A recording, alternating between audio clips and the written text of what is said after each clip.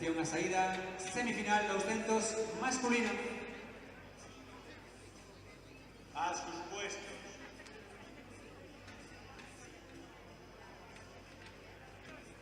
Atento, rúa número 5, Sergio Rodríguez.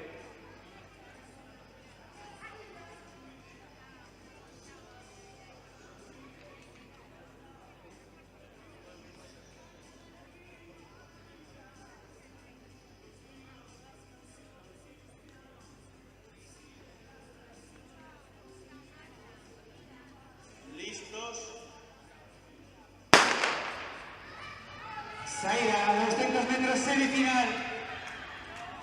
Como vemos por la rúa 5, Sergio Rodríguez corriendo al límite, buscando una gran marca en esta semifinal. Boleta de la guarda, Xaco mínima para el Campeonato de España absoluto, buscando ahí una marca importante en esta semifinal. Sergio Rodríguez Teixeira, 22-01. Ahí lo tenemos con nova mellor marca da tempada. Nesta pista donde se corre moito que é Ourense, clasificado para a final, e o gallá esta tarde o vexamos en dígitos de 21, o formidable atleta que prepara José Carlos Tuñas.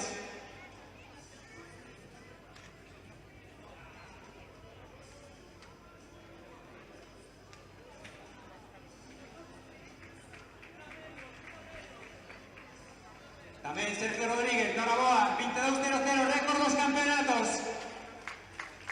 Que estaba en poder manual do actual presidente da Federación Galega, 22-1 de Isidoro Hornillos. Unha gozada que vayan caído.